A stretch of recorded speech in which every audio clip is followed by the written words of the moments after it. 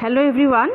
Today we will go to discuss about the chapter number 9, strategies for enhancement in food production. Here we will discuss about SCP and tissue culture. আমি আগতেও SCP আৰু tissue কালচাৰৰ ওপৰত আলোচনা কৰিছো যদিও আজি এই ভিডিঅ'টোত আমি এই টপিক কেইটা আমি কি কৰিম ৰিভাইজ কৰিম যদি কাৰোবাৰ কিবা ডাউট আছিলে তোমালোকৰ ক্লিয়াৰ হৈ যাব এতিয়া তোমাৰ SCP টো আমাৰ কি আছিলে SCP আছিলে তোমাৰ derived cells of microorganisms used as food or feed are collectively known as microbial protein. This is the definition of SCP. The full form of SCP is single cell protein. So in single cell protein some microorganisms are used as food because those microorganisms contain large quantities of proteins, minerals, fats, carbohydrates, vitamins, etc. So those microorganisms can be used as food.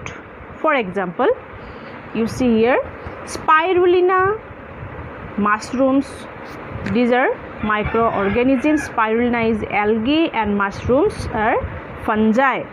So these microorganisms can use as SCP, that means single cell protein. This is a very important topic for your final exam. So here are some advantages of SCP. So the first advantage is it contain high protein content. And the second one is spirulina is highly digestive. Spirulina is highly digestive, and single cell proteins can be used as medicine and also used in cosmetics, etc. These are the advantages of SCP. So ইয়াৰ ওপৰত তোমালোকৰ খুব এটা important question এটা আহে সেই কুৱেশ্যনটো তোমালোকক হয়তো মই দিছিলোঁ আগতে ক্লাছত কুৱেশ্যনটো তোমালোকে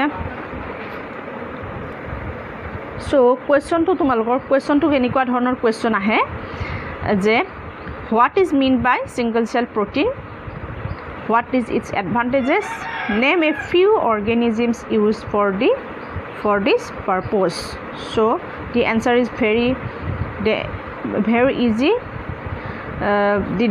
The definition, what is mean by single cell protein? Answer, the derived cells of microorganisms, algae, bacteria, fungi.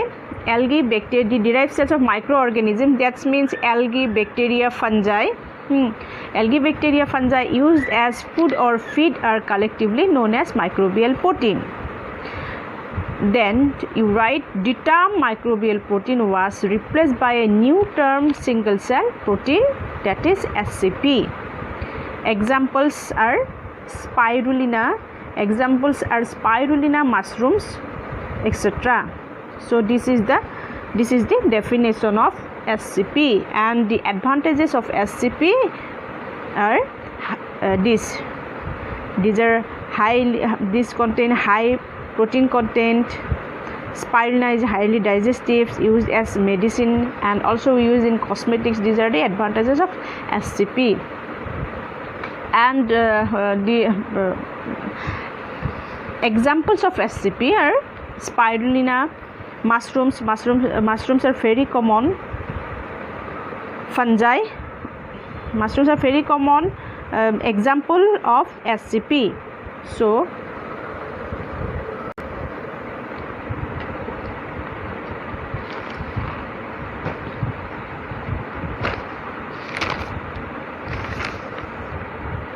now the next topic is tissue culture.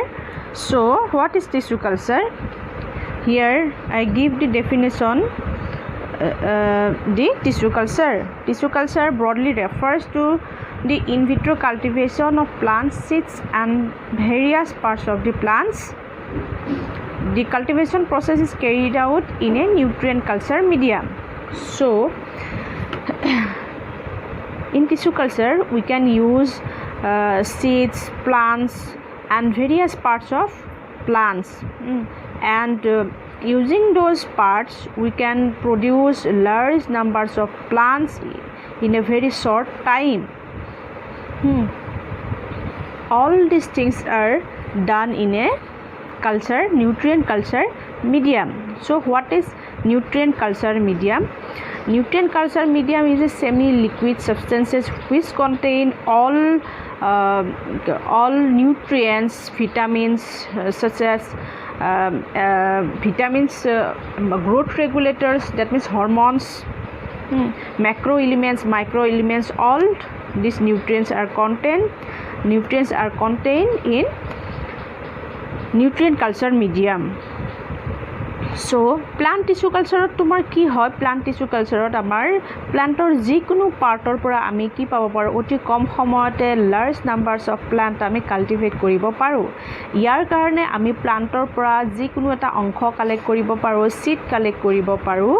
এতিয়া তোমালোকে চুটৰ মানে কাণ্ডৰ অগ্ৰভাগৰ যিকোনো এটা পাৰ্ট তুমি যদি কালেক্ট কৰি লোৱা আৰু সেইটো যদি নিউট্ৰিয়েণ্ট মিডিয়ামত তুমি দিয়া, প্ৰচেছ আছে সেইবিলাক প্ৰচেছ ফ'ল' কৰি যদি তুমি তেনেকুৱাকৈ কৰা আৰু তাতে তুমি সেইবিলাক ক'ত হ'ব লাগিব, লেবৰেটৰীৰ ভিতৰত হ'ব লাগিব। এইটো এটা কি প্ৰচেছ তোমাৰ দিয়া আছে, in vitro' cultivation. In vitro' মানে কি হয়, ইন ভিট্ৰ' মানে হ'ল তোমাৰ আউটসাইড অফ দি লিভিং অৰ্গেনিজিমৰ আউটসাইডত আমি এইটো কৰিছোঁ, ভিতৰত কৰা নাই। তোমালোকে দুটা টাৰ্ম সদায় মনত ৰাখিবা, ইন ভিট্ৰ' আৰু ইন ভিভ'। ইন ভিট্ৰ'ত কি কৰা হয়, যিবিলাক তোমাৰ ৰিচাৰ্চে হওক, যিকোনো তোমাৰ টপিকৰ ওপৰত ৰিচাৰ্চ কৰিব লাগিলে, যিকোনো তোমাৰ চেলৰ ওপৰত কিবা অধ্যয়ন কৰিব লগা থাকিলে, প্লান্টৰ ওপৰত কিবা অধ্যয়ন কৰিব লগা থাকিলে, যদি আমি সেইটো আমি কিহত কৰোঁ, উইদিন দি লিভিং অৰ্গেনিজিমত কৰোঁ, তেতিয়া তাক কি বুলি কওঁ, আমি ইন ভিট্ৰ' বুলি কওঁ, ইন ভিভ' বুলি কওঁ। আৰু যদি আমি সেই কামখিনি আমি outside of the living organism কৰোঁ, তেতিয়া আমি তাক কি বুলি কওঁ, ইন ভিট্ৰ' বুলি কওঁ। আউটসাইডত কৰিলে ইন ভিট্ৰ' আৰু উইদিন দি লিভিং অৰ্গেনিজিমৰ ভিতৰত কৰিলে হ'ব ইন ভিভ'। গতিকে এইকেইটা টাৰ্ম তোমালোকে সদায় মনত ৰাখিবা।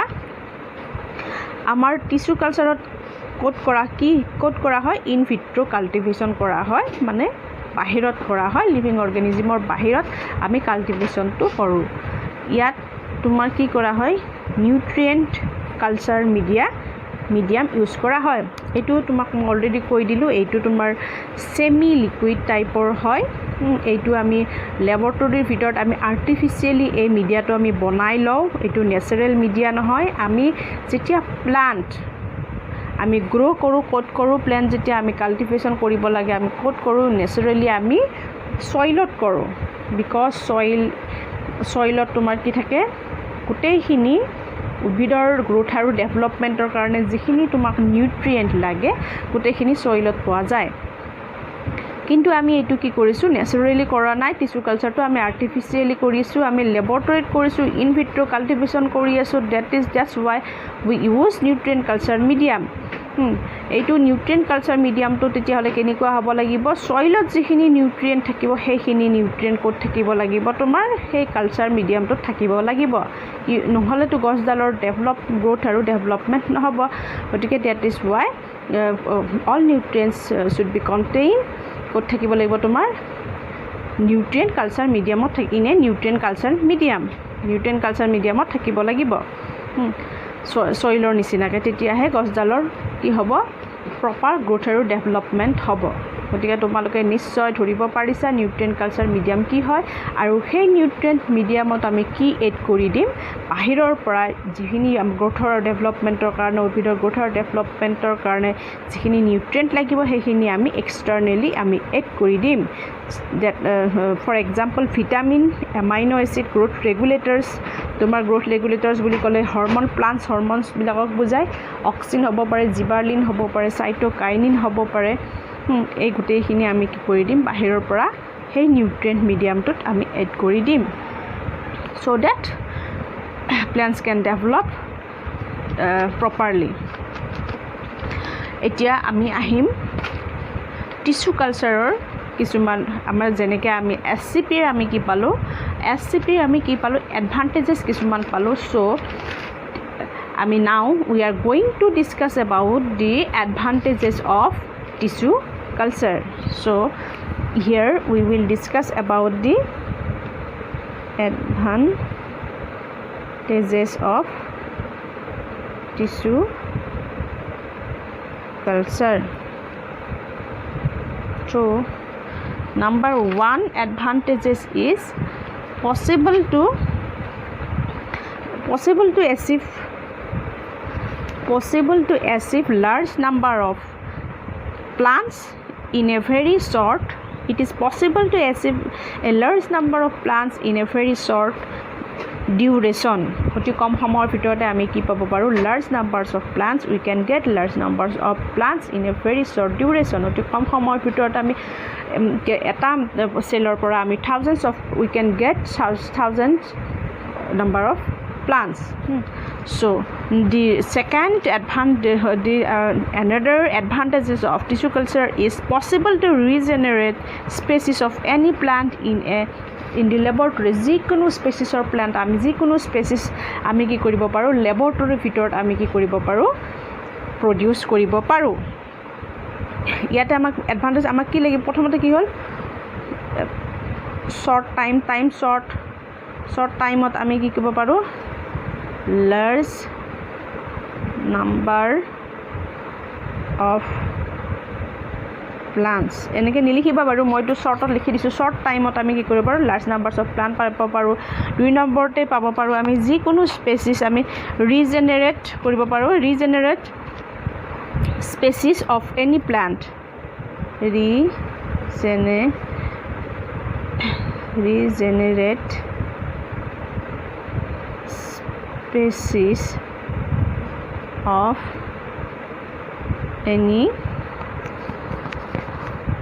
regenerate species of any plant তাৰ পিছত 3 নম্বৰতে আমি কি পাব পাৰো disease resistance plants we can produce disease resistance and disease resistance plant আমি কি কৰিব পাৰো we can get disease resistance plants এইটো এটা another advantages of tissue culture তাৰ পিছত আৰু কি হৈছে কিছুমান উদ্ভিদ আমাৰ প্ৰকৃতিৰ পৰা হেৰুৱাই যাব মানে হেৰুৱাই যোৱাৰ পথত তেনেকুৱা উদ্ভিদবিলাক আমি ৰিকভাৰ কৰিব পাৰো with the help of tissue culture গতিকে তোমালোকে বুজি পাইছা এইখিনি গতিকে খুব ইম্পৰ্টেণ্ট খুব ইণ্টাৰেষ্টিং টপিক হয় তোমাৰ টিস্যু কালচাৰটো খুব ইণ্টাৰেষ্টিং ইম্পৰ্টেণ্ট টপিক হয় ইয়াৰ এডভান্টেজেছখিনি খুব ইম্পৰ্টেণ্ট হয় যোৱা বছৰৰ আগৰ তোমাৰ যিটো ফাইনেল এক্সাম আছিলে তেতিয়া এইটো কুৱেশ্যন আহিছিলে তোমাৰ টিস্যু কালচাৰৰ ওপৰত গতিকে কুৱেশ্যনটো খুব ইম্পৰ্টেণ্ট হয় ইয়াৰ ডেফিনেশ্যন ইয়াৰ এডভান্টেজেছ তোমাৰ শ্বৰ্ট নোট হিচাপেও আহে বা তোমালোকৰ কুৱেশ্যন হিচাপেও মানে হোৱাট ইজ টিস্যু কালচাৰ এনেকুৱা ধৰণৰ বা এডভান্টেজেছবিলাক এনেকুৱা ধৰণৰ কুৱেশ্যনো আহিব পাৰে চ' আশা কৰোঁ তোমালোকে বুজি পাইছা যদি আৰু কিবা ডাউট আছে তোমালোকে মোক কুৱেশ্যন কৰিব পাৰা